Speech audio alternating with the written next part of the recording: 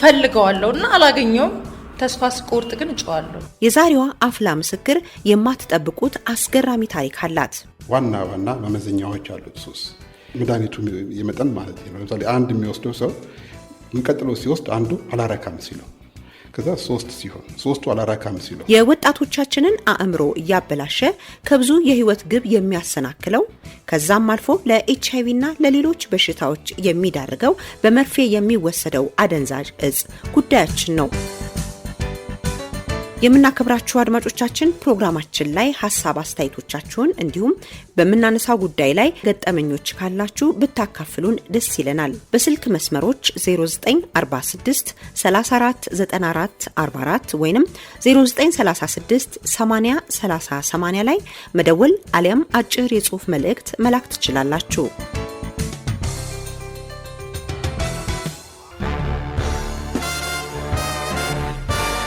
ዛሬን ጨምሮ በተከታታይ የማቀርብላችሁን ባለ ታሪኮቼን የጋራ ስም አውጥቼላችኋለሁ አፍላዎቹ ምስክሮች የኖሩትን አስከፊና አሳዛኝ ህይወት የሚነግሩን ስለ አደንዛዥ እጽ በተለይም በመርፌ መልክ ስለሚወሰደው አደንዛዥ እጽ አስከፊነት የሚመሰክሩ እውነተኛ ባለ ታሪኮች አፍላ ምስክሮች የዛሬዋ አፍላ ምስክራችን ተወልዳ ያደገችው አዲስ አበባ ነው 3 ወንድምና አንዲት እህት አለቻት የእናትና የአባት የቤተሰብ ፍቅር አግኝታ ያደገችው ባለ ታሪካችን በትምህርቷም የዋዛ አልነበረችም የብሔራዊ ፈተናዋን ጥሩ ውጤት በማምጣት ቤተሰቦቿን ተነጥላ ወደ አንድ ዩኒቨርሲቲ መሄድ ነበረባት አፍላዋ ምስክር ታሪኳ ከዚህ ይጀምራል ይህንን ታሪክ ተከታትላችሁ ሐሳብ አስተያየት መስጠት እንዲሁም ስሜታችሁን ማጋራት ትሻላችሁና የስልክ መስመሮቻችንን በድጋሚ ላስታውስ 0946 34 94 44 ወይንም 0936 80 30 80 አፍላዋ ምስክር ታሪኳ ይቀጥላል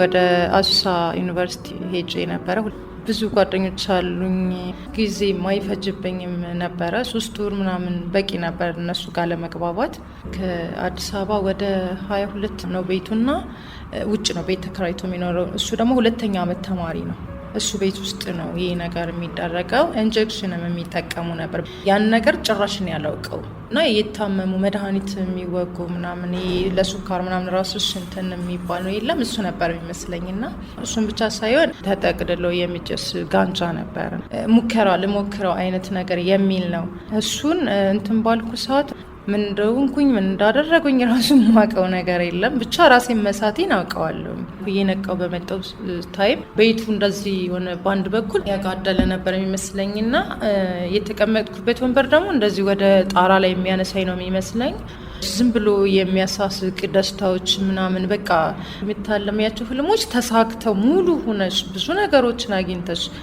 የለም እኮ ግን በቃ ያንተም ያ ነው የሚሰማው ያንን ስሜት ድጋሚ ማግኘት ፈለኩኝ ምክንያቱም ለምን እንደዛ ይሆንኩበት ዛሬስ እንደዛ አይነት ነገር ሆናለሁ የሚል ነው ግን በቃ ቀስ በቀስ ዴይሊ ሆነ ያ ነገር ማለት ማታ ማታ ላይ ናይት ክለብ እንሄዳለን ቀን ላይ ደግሞ ጫት እንቀማለን ይሄ ጋንጃ ምናምን ሺሻ ማለም ይጨሰበት የልጁ የተከራየው ነበርና እሱ ክላስ ውስጥ ብዙ ነን ነው የምናድረው ብዙ ነገር እናደርጋለን ልክ የሆነ የግብረ ስጋ ግንኙነት ይደረጋል ብዙ ነገር በቃ የምናውቀው ታሪክ የለም የኔ የምለው ጓደኛ የለኝም ብዙ ነጮች መጥተው ነበር አንድ ያሱሳ እኔ እዛ ዩኒቨርሲቲ በነበርኩበት ታይም ማለት ነውና ከሱዳን የመጣ ሆቴል ነበር ያረፈው እዛ እሄዳለሁኝ ብር ምናምን ይሰጠኛል ብዙ ነገር ልብስ ምናምን ብዙ ነገሮችን ያደርግልኝ ነበርና ከሱ ጋር እንደ ጓደኛ ቀጥዬ ነበር መጨረሻ ላይ ሄደ ከራሴ ክላስ ውስጥ የሚማሩ 2 ልጆች አሉ እንደገና ደግሞ ከነጩ ጋር 3 ወደ 4 5 6 ልጆች ጋር እንደዛ አይነት ነገር አደርግ ነበር ብዙ ጊዜ ክላስ ውስጥ አንገኝም በአግባቡ የሚሰጠንንም ነገር ሰርተን አንገኝም ነበርና ብዙ ከመምህራኖች ጋር ጸብም ነበር ዩኒቨርሲቲው ከተዘጋ በኋላ መግባት አትችይም ወደ 15 ቀን ምናምን ዝም ብለን የምንጠፋበት ሰዓት አለና ከዛ በኋላ ስንሄድ ቢሮ እንጠራለን ምንድነው ታደርጉት ከዛ በእኛ ላይ የሆነ ጥናት ያደረጉት ነገር አለ መሰለኝ ይሄን ነገር እንደምንጠቀም ምናምን ከቦርሳችን ከምናችን ከየሁሉም ነገር ነው የተገኘው በቃ ቀጥታ እነዚህ ለሌሎች አሪያ ነው የሚሆኑት ሌሎች ልጆች እንድበላሹ ነው የሚያደርጉት ትምህርት ቤቱ ማገድ አለብን ተብሎ ይታገድን በቃ ቢለቀስም ለብዙ ሰዎችም እንትን ብንል ማቆም እንደምንችል እንትን ብንል በፍጹም እናትና አባቴን ነው ያሰብኩት። ቤተሰቦቼን ነው እንደዛ ደክመው አስተምረውኝ ዩኒቨርሲቲ ገብታለች ብለው ሲያስቡ እኔ ግን እንዳልሆንኩኝ ቢያውቁ ምን እንደሚሰማቸው የሚል ስሜት ለራሴ በጣም ረጅም ጊዜ አሁንም ድረስ ይጎዳኛል እሱ ስሜት ማለት ነው። እዛ ጋር ከትምህርት ቤት ተባረር ያለው ሁሉም ነገር ጨለማ ሲሆንብኝ ስራ መፈለግ ጀመርኩኝና ግልገል ግርቤ ስር እና ዌይተርነት አግኝቼ ብዙዎች ጣሊያኖች ናቸው፣ እንግሊዝኛ እችላለሁ። እየተግባባሁ ደህና ስራ መስራት ጀመርኩኝ። የቤት ኪራይ የለብኝም፣ ትራንስፖርት የለም፣ ምንም ነገር የለም። እዛው ነው ሁሉን ነገር እነሱ ናቸው እንትን የሚሉሽ እና እዛ መስራት ጀመርኩኝ። ሱሴ እንዳለ ነው የሚደበቅም አይደለም። እዛ ነጮች ሀበሻኛ ቁጭ ብለን እንደምናጨሰው ሲጋራ ኖርማሉ ነው ማለት ነው። እነሱ ጋር ኖርማል ነው ጋንጃው ማለት ነው። ደግሞ ቤታቸው ውስጥ የሚጠቀሙት ኢንጀክሽን አለ በመርፌ የተለያዩ ናቸው። ኮኬን ምናምን ብዙ ነገር የሚጠቀሙት። አንድ ጣሊያናዊ ጓደኛ ይዤ ከሱ ጋር መኖር ጀመርኩ እና ስራውንም እንድሰራ አልፈለገም። ከስራው አስወጣኝ። ጋንጃም ሳይሆን የሱ የሄሮይን ኢንጀክሽን ይጠቀማል፣ መርፌ። ሽንት ቤት ምናምን ሄዶ እንደዚህ ወቅቶት ራሱን በራሱ ይመጣል። የመጀመሪያ ጊዜ በቃ ሲሲዋ ላይ 2 ላይ ነው ምናምን አድርጎ ይህን ነገር ሞክሪው ምናምን ነገር ብሎ እዚህ ጋር ታፋይ ላይ ነው እና 15 ደቂቃ ራሱ አልቆየሁም። እንደ ማዞር ማጦልል ነገር ምናምን የሚያስጠላ ስሜት ውስጥ ገባሁኝ። ወደኩኝ። ከዛ በኋላ ማቀው ታሪክ ከስንተኛ ቀን ላይ ነው ስነቃ ሐኪም ቤት ውስጥ ነበር። ከሞትኩኝ በኋላ እንደ ዳንኩ ነው ራሴን እንዳገኘሁት የቆጠርኩትና ምንድን ነበር ይወጋኝ ብዬ ከሱ ጋር በጣም ጸብ ውስጥ ገባኝ። ጋንጃ እንደምወስድማ ያውቃል። ይሄ ደግሞ ከሱ የተለየ ነው። ይሄ በጣም ሀርድ ነው። ምንም እንደማትሆን ያውቃል። አንቺን ለመጉዳት ፈልጌ አይደለም አውቃለሁ። እኔም እንደዚህ ነበር። ደስተኛ ትሆኛለሽ፣ በጣም የፈለግሽውን ነገር የማከናወን የማድረግ እንትን ስሜት ይገፋፋል እና ደስተኛ ነው። ድብርተኛ አትሆኝም። ስራሽን ምናምን ነገር ተቀላጥፈሽ የምሰሪበት እንደዛ ነው ሲለኝ ድጋሚ መሞከር ፈለግኩኝና እዛ ሲወጋኝ ትንሽ ነበር ሲሲዋን እንትን ያለኝና ከዛ በቃ ዝም ብዬ ስቃለው ምናምን ነገር ከዛ በኋላ በቃ ቋሚ ተጠቃሚ ሆንኩኝና ወጋለሁኝ። በቃ ኖርማል አዳፕትም አድርጎታል ሰውነቴ። ኖርማል እንደ ኖርማል ተጠቀማለሁ በየቀኑ። እንደገና እዛ ጋር ደግሞ የሆነ ሴክስ ምናምን ስታደርጊ አታውቂውም፣ ብዙ ነገር ትሆኛለሽ፣ ትጎጃለሽ። በኃይል እንትን በሚባልበት ሰዓት ይላላጥና ኢንፌክሽን ነው የፈጠረብኝ። ቆስሎ ሁሉ ነበርና የሆነ ስሜቱ ራሱ ሰው ፊት እንደዚህ በቃ አከሽ ማጠግብ ህመም ያስጠላል። ምክንያቱም ይሄን ነገር ያደረኩት ደንዝዤ ስለነበር ነው። አላውቀውም። 4 ዓመት እዛ ቆይቻለሁ። ስራውም እያለቀ ስለነበረ ወደ አዲስ አበባ መጣሁ። ቤት መረቀውም ነገር የለም፣ ሲያው ምንም አይነት ነገር የለም ምናምን ነገር። ከዛ ልጁን ነው ይዙሳል ተምረት አባ ነበሩኝና እሳቸውን ሂጄ እንደዚህ ኮኔ ተባረረ አልተማርኩምና ስራ ላይ ነበር ያሳለፍኩት በረሃ ላይ ምናምን ነገርና ቤተሰብ ደግሞ አያውቁም። በቃ ከነሱ ጋር አስታርቀኝ የሚል ነው ይዣቸው የሄድኩትና መጥፎ ስሜት ነው የተሰማቸው። እንዴት እሺ ወተሽ እንኳን ከዛ ስትባል እንዴት አትናገሪ? እንዴት ሌላ ቦታ ትሄጃለሽ? እንዴት በግል እዚህ ጋር መተሻት ቀጥይ? እኔ አባቴ ብዙ ነገር ብሎኛል። እኔ ሳልማር አንቺን ያስተማርኩት አንቺ ትልቅ ደረጃ ትደርሻለሽ፣ እንደገና ደግሞ ትንሽም የተሻልሽ ነሽ ብዬ ነው እንጂ እንደዚህ ለመሆንማ ምናምን ነገር ያው ከቤተሰብ ጋር ከልጆች ጋር እንደዚህ እየሆንኩኝ መበላሸቴ ምናምን እሱን የሚያውቁት ታሪክ የለም። እነሱ ግን እንደዛም ሆነው እኔ መጣል አልፈለጉ። የሆኑ ጓደኞች ደግሞ እዚሁ አገኘሁኝ አዲስ አበባ ውስጥ ወደ ሲሚሲ ከነሱ ጋር ዴሊ እንደዛ አይነት ነገር ማድረግ እዛው መካከል አንድ ልጅ ወደድኩኝ። ግን አንቺ ቆይ ማታ ምን እየሆንሽ ነው የምትመጪው? ተቀያይረሽ ፊትሽ ተቀያይሮ መልክሽ ተቀያይሮ የሆነ ከሰል መስልሽ ምን እየሰራሽ ነው የምትመጪው ምናምን ተብያለሁ። ምንም ደግሞ ምን አገባሽ ምንስ ብሰራ ምናምን ነገር። እንደዛ ከሆነ ያለሽን ነገር እዚህኛ ቤት ውስጥ ይዘሽ ውልቅ ማለት መሄድ ትችላለሽ፣ የፈለግሽበት ኖር ያለው ነው ሄድ ምን ችግር አለው? ብር ነበረኝ የዛን ሰዓት ደግሞ እንደዚህ ዩሮ ምናምን በየእንትኑ ያመጣልኛል እና እሱም ብር ስላለኝ ምንም አልመሰለኝም የነሱ ውጪ ማለት ነው። ወጣሁ፣ ቤት ተከራየሁኝ። ከዛ ከልጁ ጋር መኖር ጀመርኩ። ይጠቀማል፣ እኔም እጠቀማለሁ። ከዛ አረገዝኩኝ። እሱም ይሰራ ነበረ ስራ እንደዛም እያደረገ ደህና ስራ አለው ይሰራል። ግን እዛ ክትትል በማደርግ ታይም ነገርኳቸው። በቃ ይህን ነገር እንደምወስድ ነገርኳቸው። ማለት ጉዳት አለው ወይ? በጣም ነው ጉዳት ያለው። እንደዛ አይነት ነገር የምትወስጂ ከሆነ ፕሊስ እባክሽን አቁሚ በጣም እንደ እህት እንደ እናት ቀርባኝ ይህን ነገር አቁሚ፣ ለልጅቷ ጤና ጥሩ አይደለም፣ አንቺ እንትን ባልሽ ቁጥር እሷ የምታገኘው ነገር አለና ምናምን ነገር አለችኝ። ልጄን እያሰብኩ መጣ። የሆነ ሰዓት በቀን 3 ምናምን የማደርገውን በቀን 1 ወይ ተኛ እናሳልፋለሁ ወይም የሆነም ካፌ ምናምን ሄድና እንትን እላለሁ። ግን ካፌ ምችኮ ተጣልቼ ነው የምመጣው። ታክሲም ላይ ተጣልቼ ነው የምመጣው። በቃ ከማንም ጋር አልስማማም። ከመሬት ተነስቼ እጣላለሁ። እስከዚህ ድረስ ነው፣ እስከ ማጣላት አይደል፣ እስከ ሞት ድረስ። እኔ እሷን እርጉዙኔ ለማቆም በቃ ለልጅ ሊሆነ ለልጅ እንትን አለኝ። ይች ልጅ የሆነ ነገር ሆና የምትወለድ ነው መሰለኝ። ክፍለ ሀገር ሄድኩኝ፣ ቤተሰብ ነበረኝ እዛ። በቃ እዛ ምንም የለም። እስኪ ብለምደው ገጠር እኮ ነው ሙሉ ከከብቶች ጋር ምናምን ነው። እንኳን አይደለም እሱን ሲጋራ ራሱ የምታገኝበት ሱቅ የለም። ሲጋራ ማለት ነው። እጮሃለሁ ምናምን በቃ ሰይጣን ይዟት ነው ይባላል። ጸበል ይወስዱኛል፣ እንደዛ እርጉዙን በቃ ያሰቃዩኛል። እኔ ግን አውቀዋለሁ እኮ ምን እንደሚያሰቃየኝ። በቃ እንዳትነኩኝ ተውኝ፣ በቃ እኔ ሰይጣን አልያዘኝ ወይ ልጄ የባህል መድኃኒት እያሉ እንትን እኔ እርጉዝ እንደሆንኩ ታውቃላችሁ። ልጄን የሆነ ነገር የሚያደርግ አይደለም። እርግዝና እንዳለ ሆኖ የሚወሰድ የባህል መድኃኒት ነው። ችግር የለውም። አንቺ ተለክፈሽ ነው ወይም ቡዳ ነው የበላሽ። እዛ ዝም ብዬ እንደዚህ ቁጭ ብለ ምናምን እንደዚህ ቁጭ ብለ እንደዚህ እንትን ራት ምናምን ይበላ ወይ ብዬ ጮኻለሁ ማለት ነው። ትዝ ሲለኝ ፈልገዋለሁ እና አላገኘውም። ተስፋ ስቆርጥ ግን እጮኻለሁ። ጸበል ይረጩኛል፣ ምን ይሉኛል፣ ቄስ ይመጣል፣ ይለፋል። እኔ የዚህ ችግር ነው እንደዛ የሚያደርገኝ። ቆንጆ ልጅ ሴት ልጅ ወለድኩኝ እዛው። እንግዲህ ያ ነገር የለም፣ እየረሳሁትን መጣሁ። ወደ ልጄ ሆነ እንትኔ በቃ ያለኝ ነገር ከዛኛው ለቅቄ ልጄ ጋር ነው። ልጄን ነው ሳያት፣ ልጄን እረሳዋለሁ። ልብስ ወይ የልጄን ልብስ አጥባለሁ፣ ልጄን እንከባከባለሁ፣ አጠባለሁ፣ ምን እላለሁ ምናምን ነገር እረሳሁት። እሱን ነገር ጥሩ አማራጭ ነበር እና ሐምሌ ምናምን ውስጥ ነው የወለድኩት። መስከረም በዓልን አሳልፌ እዚህ መጣሁኝ ማለት ነው አዲስ አበባ። ያን ነገርም እሱም እንትን እያለ ውጭ ላይ ነው ምናምን እንትን ብሎ የሚመጣው እና ከዛ የሆነ ሰዓት ላይ እሱም ሳያውቅ ማንም ሳያውቅ ልጄን አስተኝቻት ሄድና በፊትም ማውቃቸው እንትኖች ጋር እንደገና እንዳድስ ጀመር። ከተጠቀምኩት እኮ በኋላ ያስጠላኛል ለራሴ ማለት ነው።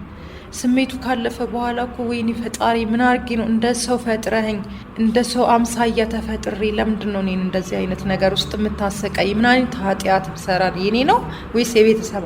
እሱም ተጠቃሚ ነው፣ ግን በጣም በቃ ልንግባባ አልቻልንም። አንተ እንደዚህ ለራስሽ እየሄድሽ የተደበቅሽ የተጠቀምሽ ይነግሩኛል እኮ ምናምን። ማን ነው እንደዛ የሚነግር ምናምን? በቃ ይኸውልሽ ልጄን የሆነ ነገር ብትሆን እገልሻለሁ፣ ለምን አገባ በገዛ ልጄ ምናምን ነገር በዛ ነገር በጣም የተከረረጸ ውስጥ ገባል።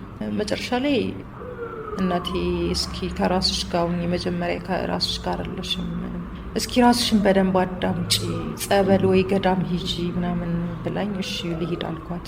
ያሽልኝ አልኳት፣ ሰጠዋት። እኔ ገዳም አይደለም የሄድኩት፣ በደንብ እስከሚበቃኝ ድረስ ከጓደኞቼ ጋር ብሶብኝ እንደ አይነት ቦታ ነበርኩ። ኮንዶሚኒየም ቤት ነው፣ እዛ ውስጥ ነው። በቃ ሌላ የፍቅር ጓደኛ ጋር ማይሆን ግብረ ስጋ ግንኙነት በቃ ዝም ብሎ ያለምንም ነገር። እርግዝና ድጋሚ መጣ። ቼክአፕ አለ የመጀመሪያ ጊዜ፣ እዛ ላይ ኤችአይቪ የምትነግረኝን ነው እንደዚህ ነው ምናምን እንደዚህ ተፈጥሮ ምናምን ብላ መጀመሪያ ብዙ ምክር መከረችኝ። በቃ ሽለፊውና ወደ ጉዳዩ ንገሪኝ፣ በቃ ጊዜም አልሰጭም። እንደዛ አይነት ሱሰኛ ጊዜ ራሱ አይኖርሽም። እንደዚህ ቁጭ ብዬ እኔ አሁን እሱ ቢኖርብኝ አላወራሽም። መጠቆሽ እንቴልሽ ነብዬ ስትችሽ ይጫለሁ ያ ነው እና በቃ እሺ ጨርሽው በቃ እንትን የምትይው እኔ ምን ሆናለሁ በቃ ካላለ ነው ምናምን ነገር። ከዚህ መጨረሻ ጊዜ አለ ካለች በኋላ ኤችአይቪ እንደዚህ ነው ያስኳት። በቃ ስንት ሰው ተረባርቦ ማለት ነው ራስሽን ያለብሽ እኔ ነው አለብሽ የምትይኝ እንደዛ እና ለቆኛል እንጂ እያስፈለገኝ አይነት ነገር ላይ ነው እና እዛ ኤሌክትሪክ ጄ ነበረ ከእሱ ጋር ካረገዝኩት ጋር ነው የምኖረው የዛን ሰዓት የነበረው እና ገባሁኝና የአምፖሉ ገመድ የለም እንደዚህ እሱን አምፖሉን አርግፌ እሱን እንትን ስል አጋጣሚ አይቶኛልና ቆጣሪ ነው ያጠፋብኝ። በጣም የሚያስጠላ ስሜት ነው የተሰማኝ። በቃ ራስሽን አጥፊ በቃ አንቺ ምንም አትጠቅም የምዝህ ምድር ላይ በቃ ህይወትሽ እንደዚህ ነው በቃ አጥፊ ራስሽን የሚል ስሜት ሁሉ ነው የሚሰማኝ የነበረውና መጨረሻ ላይ ዶክተሮቹ ጋር ሂጂ እንዴት ነው ማድረግ የምችለው? ምንድን ነው ማድረግ የምችለው? እንደዚህ መድኃኒት አለ እሱን ትጠቀም ያለሽ ችግር የለውም ብዙ ነገሮች መከሩኝ ምናምን ነገር። እሺ አልኳቸው። ጠዋት ማታ አለቅሳለሁ። ባስታወስኩት ቁጥር አለቅሳለሁ። እኔ እኮ አምልጬ እኮ ከዩኒቨርሲቲ እንደዛ የተጨማለኩበት ከዛ ሁሉ አምልጬ እኮ መጥቻለሁ። ለምን አሁን እዚህ ጋር ለምን ብዙ ነገሮችን በማቅበት ሰዓት ልጅ ወልጄ እንደገና ግን ኃጢአቴ ነው በቃ ነው ያልኩት። እውነት አሁን ከወለድኩለት ልጅ ጋር እሱ HIV የለበትም እኔ ላይ ነው የተገኘው። እና ኢንጀክሽን በምንጠቀምበት ጊዜ እኔ ወጋለሁ፣ ከዛ ላንቺ፣ ከዛ ደግሞ አንቺ ለሷ ምናምን እንደዛ ነው። ከጨረሽ በኋላ ትነቂዋለሽ ወይም ደግሞ ትንሽ ሲቀራው ትነቂና ደግሞ ጓደኛሽ እዚያም ታይም ነው በቃ አይ ቲንክ እሱ ጋር ከሌለ ይሄ ነገር እኔ ጋር ካለ በመርፌው አማካኝነት ነው HIV እየተላለፈ የነበረው ማለት ነው። አሁን ያለሁበት ደረጃ ላይ ከዚህ ከኢንጀክሽን ሱሱ ምናምን ወጥቻለሁ። ከራሴም አልፎ ብዙ የማውቃቸውን ልጆች እየወሰድኩኝ እንደዛ አይነት ትምህርት እንዲሰጣቸው እያደረግኩኝ በኢሽዶ ብዙ ለትምህርት ያገኛሉ። ብዙ የተቀየሩ ልጆች አሉ። በጣም ጠቃሚ ትምህርት ነው የሚሰጡት። ላደረግኩት ለሰራው ጥፋት እግዚአብሔርን ይቅርታ። ቀጥዬ ግን ይህን ሱስ እንዳቆም እንድረዳኝ ጧት ማታ ደጁ እየሄድኩ አለቅስ ነበረ። ለልጆች ጥሩ እናት እንደሆን ብቻ አድርገኝ። እኔ ስለ ጤናዬ ጉዳይ እሱ ይገባኛል፣ ከዚህ ሞትም የሚገባኝ ነኝ። በጤናዬ ጉዳይ አልወቅስም፣ ግን ይሄንን አንተ ፈጣሪ በቃ የሚል ነበር እና ጥያቄ መልሶልኛል ፈጣሪ። ተግባብተን ነው የምንኖረው ከልጅ አባት ጋር።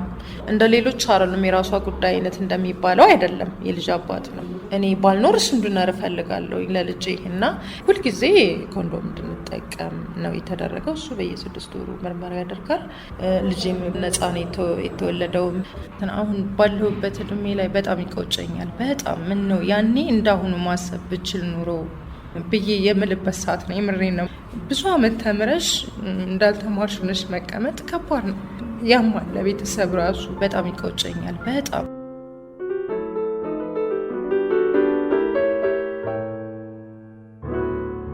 አፍላዋ ምስክር ይኸው የአደንዛዥ እጽ አስከፊነትን ከራሷ ህይወት አካፈለችን። በተለይ ይህ በመርፌ መልክ የሚወሰደው አደንዛዥ እጽ በአሁኑ ጊዜ በከተማችን ብሎም በሀገራችን እየተስፋፋ መጥቷል። ለቁም ነገር የምንጠብቃቸው ወጣቶቻችን በዚህ እጽ ምክንያት ፈዘውና ደንዝዘው ማየት እጅግ ያሳዝናል፣ ልብ ይሰብራል። ቀደም ሲል የሰማናት አፍላ ምስክራችንና ሌሎች እንደሷ ያሉ በዚህ ችግር ውስጥ የሚገኙ ወጣቶችን የተቀናጀ የጤናና ልማት አገልግሎት ድርጅት ኢሽዶ አለሁላችሁ እያላቸው ይገኛል። የተለያዩ ትምህርቶችንና የስነ ልቦና ድጋፍ አገልግሎቶችን ሰጥቶ ብዙዎቹን አስሮ ካስቀመጣቸው አደንዛዥ እጽ ለማላቀቅ የበኩሉን እያደረገ ይገኛል። በመርፌ መልክ የሚወሰደው አደንዛዥ እጽ ጣጣው ብዙ ነው። ይህንን የሚጠቀሙ ወጣቶቻችን እንደ ባለታሪካችን ለኤችአይቪ ይጋለጣሉ። አንድም አደንዛዥ እጹ ይዞት በሚመጣ ያልተገባ የወሲብ ባህሪ፣ ሌላው ደግሞ መርፌን በጋራ በመጠቀም። ውድ አድማጮች እናንተስ ምን ትላላችሁ? ምን ሐሳብ አላችሁ? የአፍላዋን ምስክር የባለታሪካችንን ታሪክ ወይንም ህይወት ስትሰሙስ ምን ተሰማችሁ? ደውሉልኝ በ0946 34 94 44 ወይንም በ0936 80 30 80 ላይ ይገኛለሁ።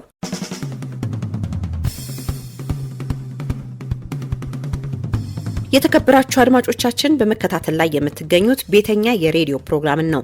በሸገር FM 102.1 ላይ እንገኛለን። ወጣቶች ራሳችሁን ከተለያዩ አደንዛዥ እጾች እንድትጠብቁ በተለያዩ የአቻ ግፊቶች ውስጥ ወድቃችሁ ዛሬ የምትሞክሩት ማንኛውም ሱስ አምጪ አደንዛዥ እጽ ዛሬ ላይ ብቻ እንደማይለቃችሁ በቀጣዮቹ ቀናትና ህይወታችሁን ሙሉ ሊከተላችሁና ሊቆጣጠራችሁ እንደሚችል ፈጽሞ መዘንጋት የለባችሁም። እዚህ ላይ በተለይ በመርፌ መልክ የሚወሰዱ አደንዛዥ እጾች ለኤችአይቪ መሰራጨት ከፍተኛውን አስተዋጽኦ እያደረጉ ነውና ልብ ልትሉ ይገባል። አድማጮች የእናንተንም ሐሳብና አስተያየቶች እንቀበላለን።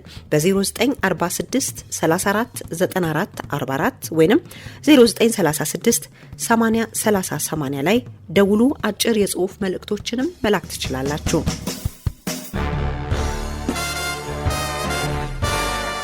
አደንዛዥ እጽ በተለይም በመርፌ መልክ የሚወሰደው አደንዛዥ እጽ የዛሬና የተከታታይ ሳምንታት ጉዳያችን ነው።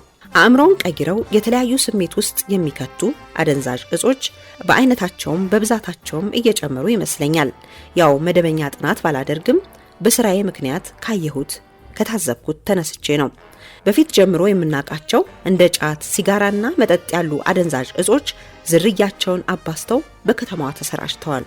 እንደ ማስቲካ የምትላመጥና ምላስ ስር የምትቀመጥ ጣፋጭ መሳይ ነገር አንስታችሁ የሚጨሱ በአፍንጫ የሚሳቡ በመርፌ የሚወሰዱ የሚዋጡ የሚጠጡ ሌላም አይነታቸው በስቷል። በተለይ በመርፌ መልክ ወጣቶቻችን እየተወጓቸው የሚገኙ አደንዛዥ እጾች ደግሞ አደጋቸው የከፋ ነው። ዛሬ በመጀመሪያው ፕሮግራም መሰረታዊ ጉዳዮችን እናንሳ። አደንዛዥ እጾች አይነታቸውና አእምሮ ላይ የሚፈጥሯቸው ችግሮች። ባለሙያ ጋብዣለሁ። ባለሙያችን ዶክተር ሰለሞን ዳቢ ይባላሉ። የአእምሮ ሐኪም ሲሆኑ በአሁኑ ወቅት በፕሮባርጂያ የአእምሮና የሱስ ሕክምና ስፔሻሊቲ ክሊኒክ ውስጥ እያገለገሉ ይገኛሉ። ለረጅም ዓመታት በቅዱስ ጳውሎስ ሚሊኒየም ሜዲካል ኮሌጅ፣ በወራቤ፣ በጅጅጋና በመቀሌ ሃይደር ሆስፒታሎች በሕክምናና በመምህርነት ሲያገለግሉ ቆይቷል። ስለ አደንዛዥ እጾች ብዙ ቁም ነገሮችን ተለዋውጠናል።